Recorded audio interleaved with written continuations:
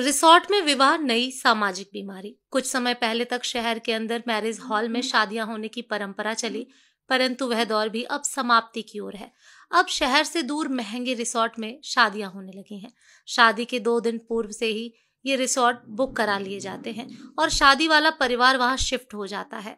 आगंतुक और मेहमान सीधे वहीं आते हैं और वहीं से विदा हो जाते हैं। जिसके पास 4 पहिया वाहन है वही जा पाएगा, 2 पहिया वाहन वाले नहीं जा पाएंगे। बुलाने वाले भी यही स्टेटस चाहते हैं और वह निमंत्रण भी उसी श्रेणी के अनुसार देता है। 2-3 तरह की श्रेणियां आजकल रखी जाने लगी हैं।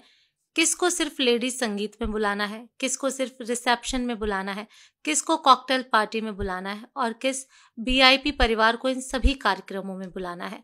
इस निमंत्रण में अपनापन की भावना खत्म हो चुकी है। सिर्फ मतलब के व्यक्तियों को या परिवार को आमंत्रित किया जाता है। महिला संगीत में पूरे परिवार को नाच गाना सिखाने के लिए महंगे कोरियोग्राफर 10-15 दिन ट्रेनिंग देते हैं।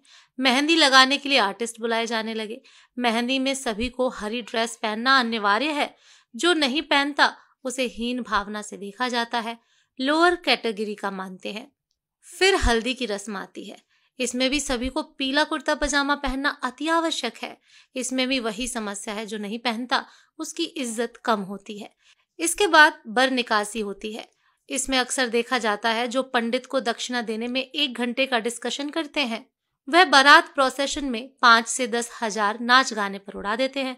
इसके बाद रिसेप्शन स्टार्ट होता है। स्टेज पर वरमाला होती है। पहले लड़की और लड़के वाले मिलकर हंसी मजाक करके वरमाला कराते हैं। आजकल स्टेज पर धुएं की धुनी छोड़ देते हैं।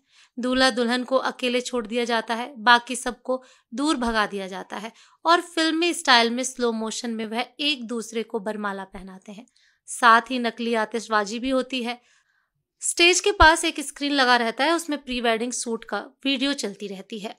प्रत्येक परिवार अलग अलग कमरे में ठहरेगा, जिसके कारण दूर दराज से आए बरसों बाद रिश्तेदारों से मिलने की उत्सुकता कहीं खत्म सी हो गई है, क्योंकि सब अमीर हो गए हैं, पैसे वाले हो गए हैं। मेल मिलाप और आपसी स्नेह खत्म हो चुका है। रस्म अदायगी पर मोबाइल से बुलाए जाने पर कमरे से बाहर निकलते हैं। सब अपने को एक दूसरे से रईस समझते हैं और यही अमीरियत का दंभ उनके व्यवहार से भी झलकता है। कहने को तो रिश्तेदारों की शादी में आए हुए होते हैं, परंतु अहंकार उनको यहाँ भी नहीं छोड़ता।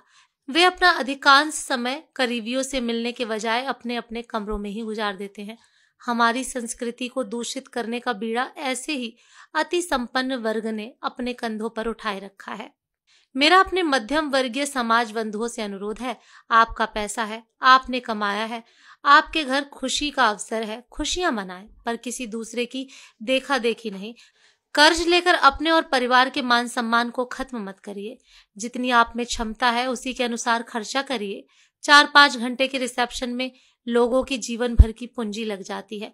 दिखावे की इस सामाजिक बीमारी को अब जातीय वर्ग तक ही सीमित रहने दीजिए। अपना दाम्पत्य जीवन सर उठा के स्वाभिमान के साथ शुरू करिए और खुद को, अपने परिवार और अपने समाज के लिए सार्थक बनाइए। धन्यवाद।